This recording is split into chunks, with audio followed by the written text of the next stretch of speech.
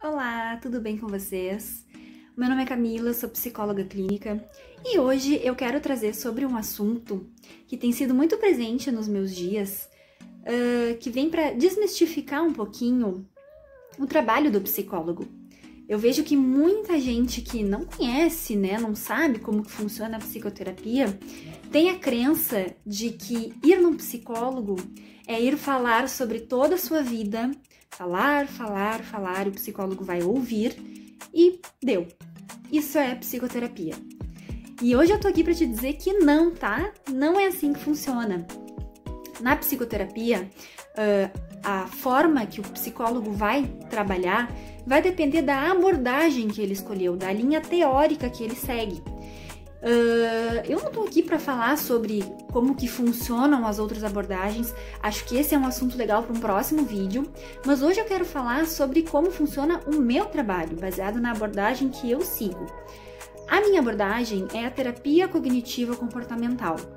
Essa abordagem diz que os nossos pensamentos vão influenciar os nossos comportamentos e, consequentemente, os nossos sentimentos, as nossas emoções.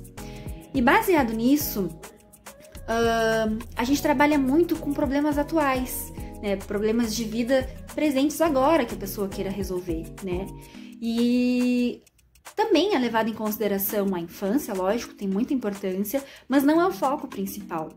E em todas as sessões é um trabalho muito dinâmico. O paciente não vai apenas falar sobre a sua vida e o psicólogo só ouvir. Tem um trabalho conjunto, mútuo, de interação.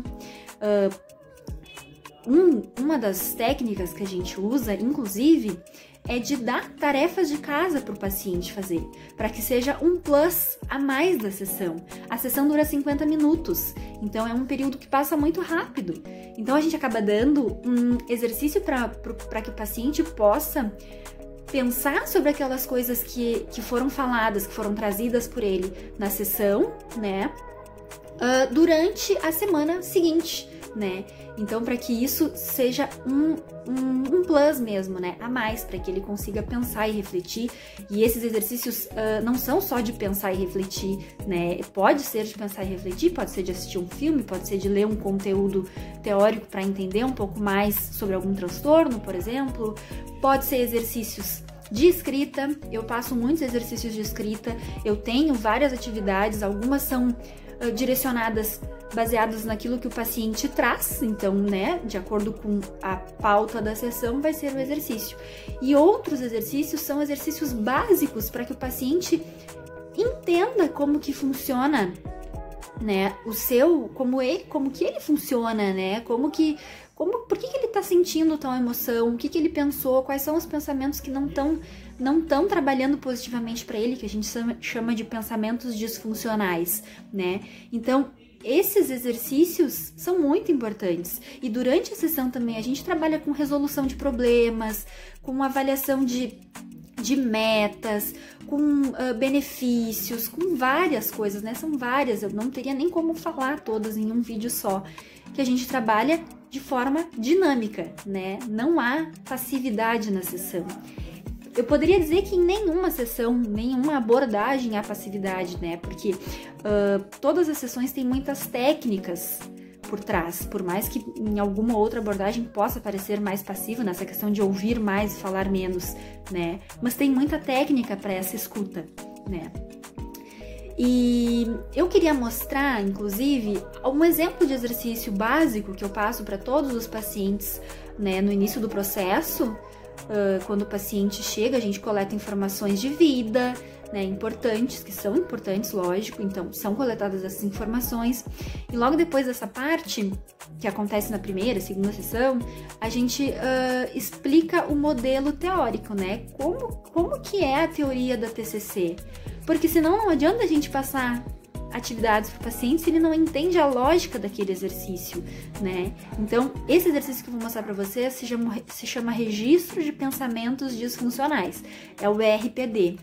Todo paciente recebe esse exercício para fazer. A gente começa fazendo em sessão, paciente aprender, né, e entender, também há uma explicação por trás do exercício, não é só passar o exercício para o paciente, ele tem que compreender por que ele está fazendo aquilo, e depois ele vai carregar, ele vai levar com ele esse exercício durante todo o processo dele, né, para que depois que acabar a terapia, depois que acabar o processo, ele consiga ser terapeuta dele mesmo, né, esse é o objetivo, que ele tenha lá uma pastinha de instrumentos que ele possa acessar para que ele consiga resolver tudo aquilo que ele já trabalhou, que ele, né, teve acesso, foi um aprendizado que ele teve e talvez ele possa esquecer de alguma coisa, não lembrar, então ele vai ter instrumentos que ele vai poder acessar para depois ele seguir com os resultados que ele teve durante o processo de psicoterapia dele, né? Então eu vou mostrar para vocês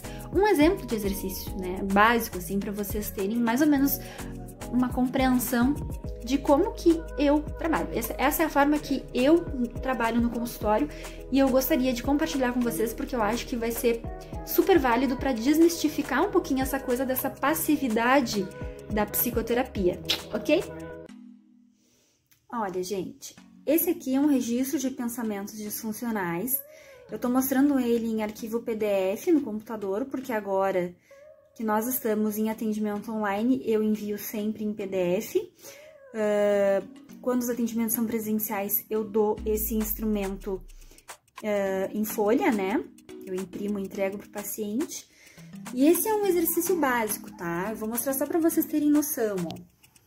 Aqui o paciente vai escrever a situação, né? O evento que levou a determinada emoção que ele trouxe na sessão, né? Esse registro, ele é iniciado em sessão com a situação que o paciente trouxe, né? Foi a pauta da sessão.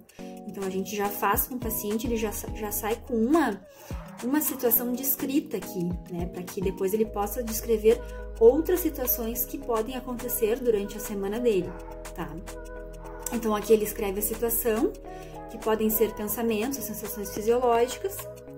Aqui, o pensamento automático, isso aqui é um conceito da TCC, né, que não vale a pena eu trazer esse conceito aqui, né, mas são pensamentos que vêm à mente quando acontece determinada situação, a primeira coisa que a pessoa pensou. Então, aqui ele vai escrever os pensamentos automáticos que precederam a emoção. Geralmente, a pessoa traz, em primeiro momento, a emoção, né? Eu fiquei com muita raiva, por exemplo, de alguma coisa, porque o meu namorado não atendeu a ligação, por exemplo, situação, né?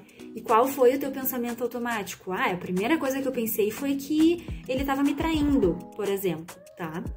E aí depois aqui a gente pensa juntos, tá? Numa resposta racional. E isso aqui inclui muitas coisas, né? Que nem a gente tá descrito aqui, os erros cognitivos é um outro conceito que é explicado em sessão, que a gente costuma fazer, né? Existem vários erros cognitivos. Um exemplo mais comum que eu posso trazer aqui para dar de exemplo para vocês é a supergeneralização, por exemplo, quando a gente generaliza um fato, né, para todas as outras situações. E aí aqui a gente pensa numa resposta racional. Será que nesse exemplo que eu dei, né, estar traindo é a única opção para ele não ter atendido o telefone? O que mais pode ter acontecido? Ele poderia estar no trânsito, dirigindo e não pôde atender. Ele poderia estar no trabalho, fazendo alguma coisa muito importante, com prazo para entregar, não quis atender porque ele ia tomar uns minutos ali na ligação. Então, aqui a gente coloca a resposta racional e depois de avaliar essas respostas, na última coluna, o paciente vai escrever o resultado, né? Que seria, e aí? Se quando tu pensa que ele estava no trânsito e por isso que ele não te atendeu, que emoção que vem, que tu sente? Eu continuo irritada, mas eu fico muito mais tranquila, né? Porque se ele atendesse o telefone seria perigoso, então eu me tranquilizo de saber que ele se preocupou com a vida dele. E enfim, esse aqui é um exemplo básico que eu gostaria de trazer para vocês, só para vocês verem o quão dinâmico é a sessão de psicoterapia, em que não é apenas falar e o psicólogo ouvir. Eu espero que vocês tenham gostado e eu vou trazer mais conteúdos assim, né? Porque eu acho super válido a gente ampliar e para a população em geral saber como que funciona a psicoterapia, tá bem?